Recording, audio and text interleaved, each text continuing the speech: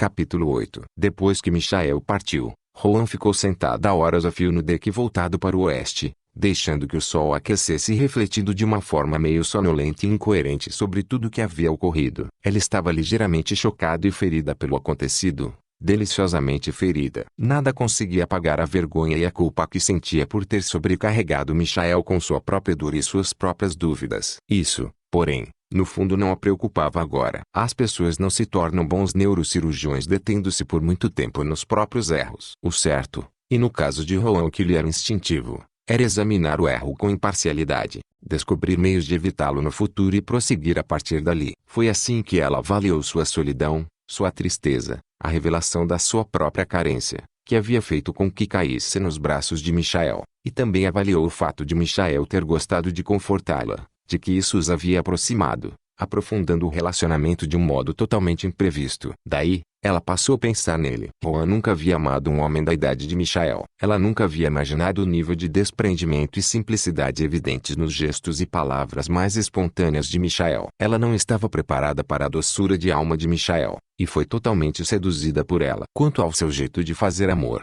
ora, era praticamente perfeito. Assim como Rohan, ele gostava de movimentação e turbulência, quase como um estupro mútuo. Ela teve vontade de poder fazer amor de novo com ele naquele exato instante. Quanto a Rohan, que havia por tanto tempo mantido separadas suas carências espirituais das suas carências físicas, satisfazendo as primeiras através da medicina e as últimas por meio de parceiros quase anônimos, a súbita convergência dos dois aspectos numa figura de boa índole, inteligente, bonita, de uma alegria encantadora e um convite irresistível ao abraço, com uma cativante combinação de misteriosos problemas psíquicos e psicológicos, era praticamente mais do que ela podia aguentar. Ela abanou a cabeça, rindo baixinho consigo mesma e depois bebericou o café. Dickens e Vivaldi, disse em voz alta. Aí, Michael, volte para mim, por favor. Volte logo. Esse era um presente do mar, esse homem. Mas o que ia acabar acontecendo com ele? Mesmo que voltasse imediatamente. Essa sua ideia fixa acerca das visões, da casa e do objetivo estava destruindo. Além disso, Rohan tinha a nítida impressão de que ele não ia mais voltar. Enquanto ela estava sentada como que sonhando ao claro sol da tarde, não havia na sua mente a menor dúvida de que a essa altura Michael estava embriagado, e que só iria se embebedar mais até chegar à sua casa misteriosa. Teria sido muito melhor para ele se ela o tivesse acompanhado, para cuidar dele e tentar equilibrá-lo em meio aos choques dessa viagem. Na realidade, ocorreu-lhe ter abandonado Michael 2 vezes. A primeira, ao entregá-lo cedo demais e sem nenhuma objeção à guarda costeira, e hoje pela manhã, ao deixar que ele seguisse sozinho até Nova Orleans.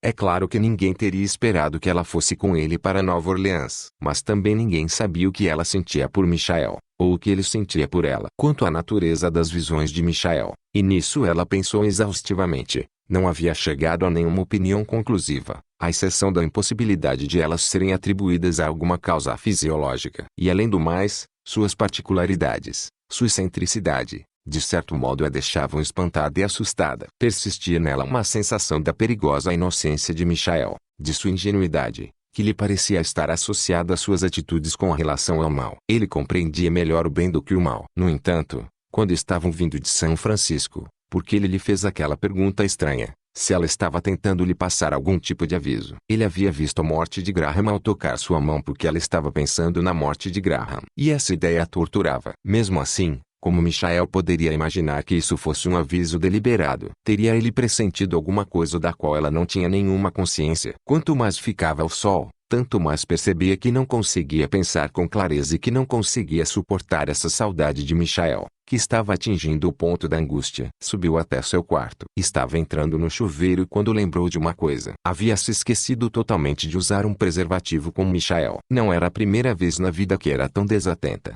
mas era a primeira vez em muitos anos. Mas o que estava feito? Estava feito. Não estava. Ela abriu a torneira e ficou parada encostada nos azulejos, deixando a água jorrar sobre ela. Imagine ter um filho dele. Mas isso era loucura. Rohan não queria ter filhos. Nunca havia querido tê-los. Pensou novamente naquele feto no laboratório, com todos aqueles fios e tubos presos a ele. Não, seu destino era o de salvar vidas, não o de criá-las. E então o que significava isso? Que durante 2 semanas ficaria ansiosa e que depois, ao saber que não estava grávida, tudo voltaria ao normal. Estava com tanto sono ao sair do chuveiro que mal tinha consciência do que estava fazendo. Encontrou a camisa de Michael jogada, a que ele havia tirado na noite anterior. Era uma camisa azul de trabalho, engomada e passada tão bem quanto se fosse uma camisa social, o que agradou. Ela a dobrou com cuidado e depois se deitou com a camisa nos braços como se fosse o cobertor ou o boneco de pelúcia preferido de uma criança. E ali dormiu 6 horas seguidas. Quando acordou, sabia que não podia ficar sozinha na casa. Parecia que Michael havia deixado sua marca ainda fresca em tudo. Ela ouvia o timbre da sua voz, seu riso, via seus enormes olhos azuis olhando sinceros para ela por trás dos óculos de armação de tartaruga, sentia seus dedos enluvados ele tocar os bicos dos seios, o rosto. Ainda era cedo demais para esperar alguma ligação sua. E agora a casa parecia ainda mais vazia depois do calor da sua presença. Ela ligou imediatamente para o hospital. É claro que precisavam dela. Era noite de sábado em São Francisco, certo? Os setores de emergência do São Francisco General já estavam superlotados. Chegavam vítimas de acidentes aos montes ao centro de traumatologia do hospital universitário em decorrência de uma colisão múltipla na rodovia 101. E havia algumas vítimas de tiros de munição. Assim que chegou, havia uma paciente esperando por ela para a cirurgia, já entubada e anestesiada, vítima de uma tentativa de assassinato a machadadas, que havia perdido grande quantidade de sangue. O interno leu a anamnese enquanto Juan seguia os procedimentos de irrigação. O Dr. Simmons já havia aberto o corte. Assim que penetrou no frio enregelante da sala de cirurgia, Juan viu que o Dr. Simmons estava aliviado com sua chegada. Ela examinou o ambiente com cuidado enquanto esticava os braços para vestir o avental verde esterilizado e as luvas plásticas. Duas das melhores enfermeiras de plantão, um interno passando mal, o outro altamente entusiasmado com as atividades. Os anestesistas, não seus preferidos, mas serviam. O Dr. Simmons até o momento havia feito um serviço limpo e competente. E lá estava a paciente anônima, mantida numa posição sentada, curvada, com a cabeça inclinada, o crânio aberto, o rosto e os membros inteiramente encobertos por baixo de camadas e mais camadas de tecido verde de algodão, a não ser pelos 2 pés descalços, indefesos. Ela foi para a cabeceira da mesa, atrás do corpo encurvado, concordando com as poucas palavras rápidas que o anestesista lhe dirigiu, e com o pé direito apertou o pedal que ajustava o gigantesco microscópio cirúrgico duplo, localizando, assim, o cérebro aberto, com seus tecidos afastados pelos reluzentes retratores de metal. Mas que bagunça dos diabos, resmungou ela. Risos baixos e contidos em toda sua volta. Ela sabia que a senhora vinha,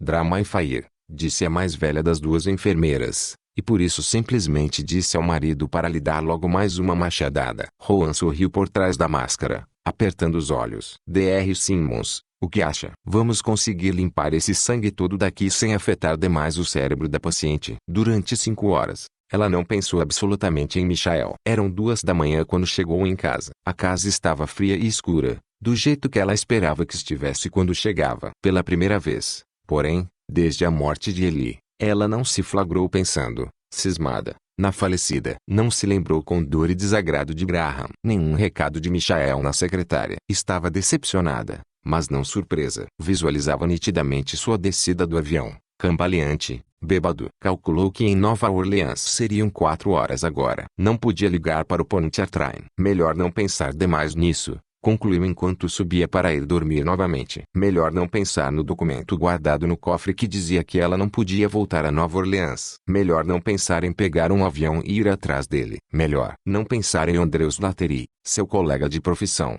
que ainda não havia sido contratado por Stanford e que talvez ficasse feliz demais de poder substituí-la por umas 2 semanas no hospital. Afinal, porque ela havia feito perguntas sobre Slattery a Lark hoje, telefonando para ele pouco depois da meia-noite, para saber especificamente se Slattery já havia conseguido um emprego. Alguma coisa estava acontecendo no seu cerebrozinho agitado. Eram 3 horas quando ela abriu os olhos de novo. Havia alguém na casa. Ela não sabia dizer que ruído ou vibração havia despertado. Só que uma outra pessoa estava ali. O mostrador do relógio digital era a única iluminação além das distantes luzes da cidade. Uma forte rajada de vento atingiu de repente as janelas e, com ela, um grande borrifo cintilante. Ela percebeu que a casa estava se movimentando com violência sobre suas estacas. Ouvia-se o ruído leve do vidro a chocalhar. Ela se levantou com o maior silêncio possível, tirou uma pistola de calibre 38 da gaveta da cômoda, engatilhou-a e foi até o alto da escada. Estava segurando a arma com as 2 mãos como chase.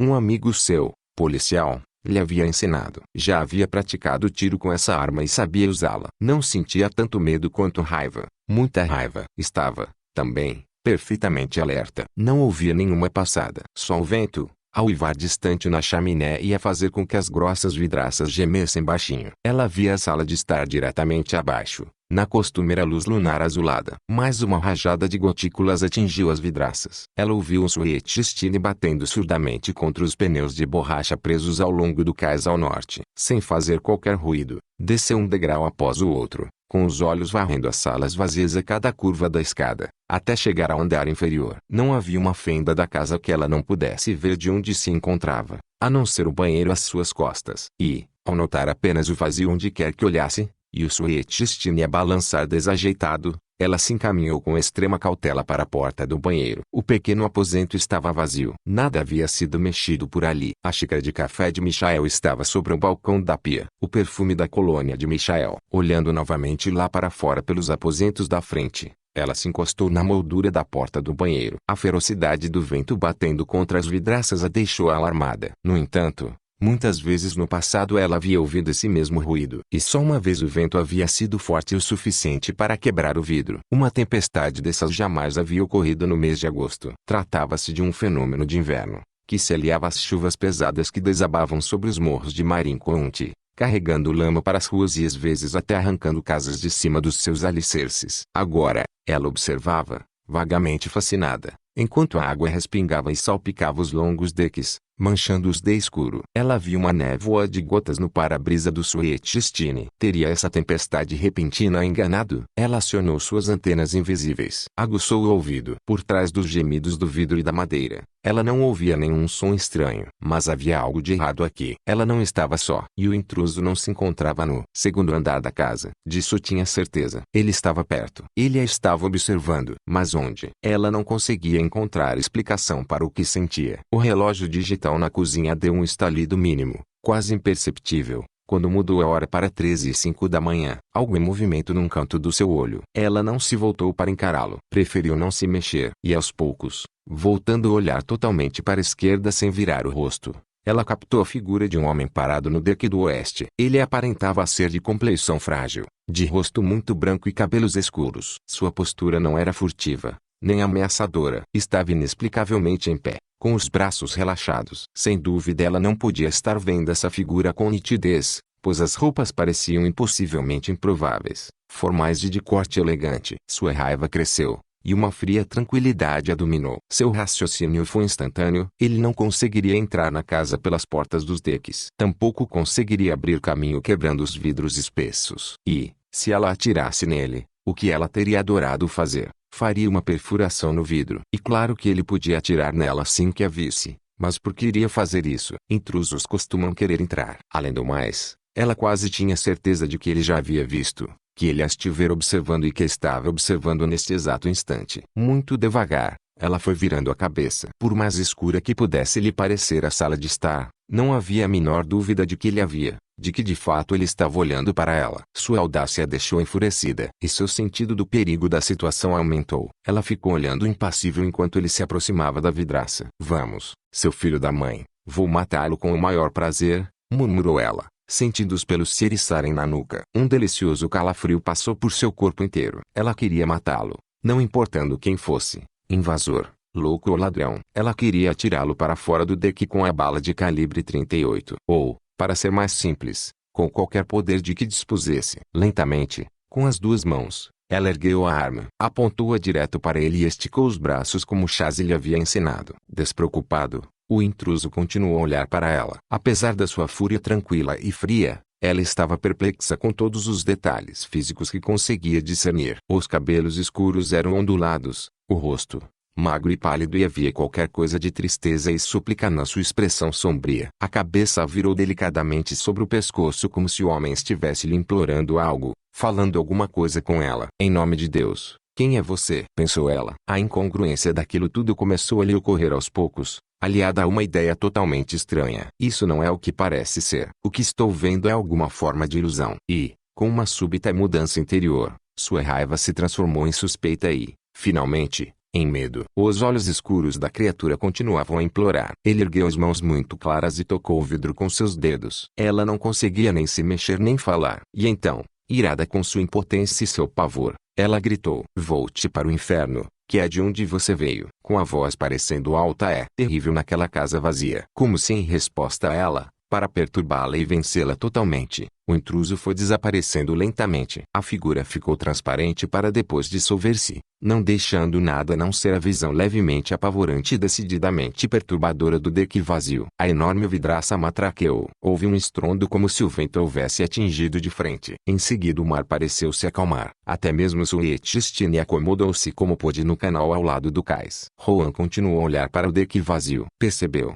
então, que suas mãos estavam úmidas com a transpiração e trêmulas. O revólver parecia imensamente pesado e perigosamente incontrolável. Na realidade, ela tremia da cabeça aos pés. Mesmo assim, foi direto até a parede de vidro. Furiosa com sua incapacidade de se defender daquele ser, ela tocou o vidro no lugar em que o ser o havia tocado. O vidro estava ligeira, porém nitidamente aquecido. Não aquecido pelo que pudesse ser uma mão humana, pois esse calor seria sutil demais para uma superfície tão fria, mas aquecido como se algum fogo houvesse sido dirigido àquele ponto. Mais uma vez, ela examinou as tábuas nuas. Fixou o olhar lá fora nas águas escuras e facetadas, e nas luzes distantes e aconchegantes de Sausalito, do outro lado da baía. Foi rapidamente até o balcão da cozinha, largou o revólver e apanhou o telefone. "Preciso me comunicar com o Pontchartrain Hotel em Nova Orleans. Por favor, faça a ligação para lá", disse ela, com a voz trêmula. E a única coisa que podia fazer para se manter calma enquanto esperava era ouvir com atenção,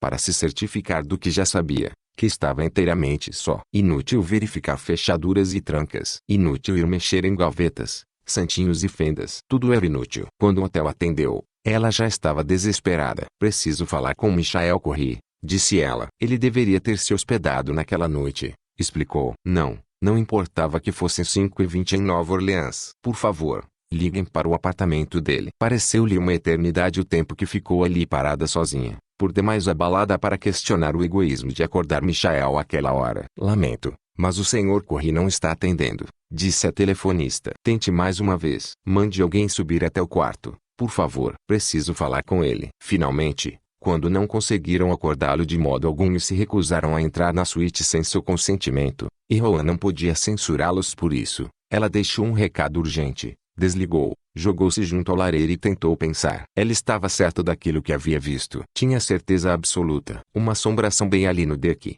olhando para ela, aproximando-se dela, examinando-a. Algum ser que conseguia aparecer e desaparecer a seu bel prazer. Mesmo assim, porque ela havia visto o brilho da luz sobre a beirada do seu colarinho, porque as gotículas de umidade no seu cabelo, porque o vidro ficou aquecido. Ela se perguntou se a criatura possuía substância quando era visível e se essa substância se dissolvia quando a criatura parecia desaparecer. Em suma, sua mente correu para a ciência, como sempre, e ela sabia que essa era a sua linha de ação, muito embora ela não assustasse seu pânico. Aquela forte e terrível sensação de impotência que a dominara e que permanecia com ela agora, causando-lhe medo mesmo na segurança do seu próprio lar, onde ela nunca havia sentido medo antes. Ela se perguntava por que o vento e a chuva haviam feito parte da aparição. Ela certamente não os havia imaginado. E por que, acima de tudo mais, a criatura havia aparecido justo para ela. "Michael", sussurrou. Era como uma oração a lhe escapar dos lábios. Depois, ela riu baixinho. "Eu também estou vendo coisas." Ela se levantou de junto da lareira e percorreu a casa, devagar,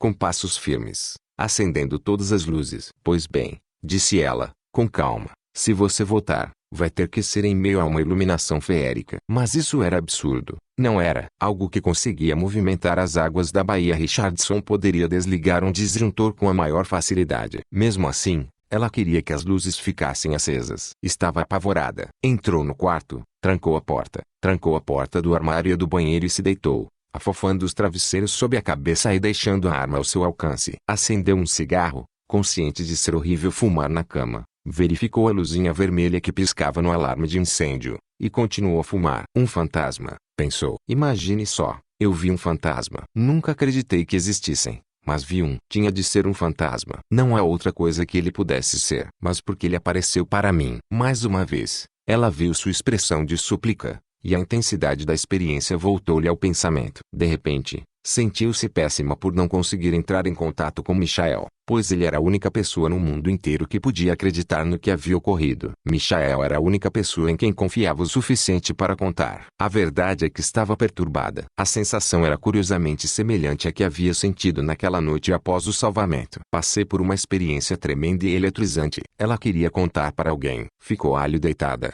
com os olhos muito abertos à luz amarela, forte e sem sombras do quarto, perguntando-se por que lhe havia parecido a ela tão singular o seu jeito de atravessar o deck, examinando-a com atenção através da vidraça. Daria para se pensar que o Eki era um ser estranho. E sua perturbação continuou. Ela só sentiu alívio quando o sol afinal nasceu. Mais cedo ou mais tarde, Michael iria acordar do seu sono alcoolizado. Ele veria a luz de recados no telefone e, sem dúvida, telefonaria. E aqui estou eu mais uma vez querendo algo dele, procurando alcançá-lo bem no meio do que possa estar acontecendo por lá, precisando dele. Agora ela estava quase adormecendo, na doce e agradável segurança do sol que se derramava pela vidraça, aconchegando-se nos travesseiros e ajeitando o edredom sobre o corpo, pensando nele, nos pelos escuros e mácios no dorso das suas mãos e dos braços, nos olhos grandes olhando para ela através dos óculos. E somente à beira do sonho ocorreu-lhe que talvez esse fantasma pudesse de algum modo ter algo a ver com Michael. As visões. Ela queria perguntar a Michael se o homem estava relacionado às visões. O sonho caiu,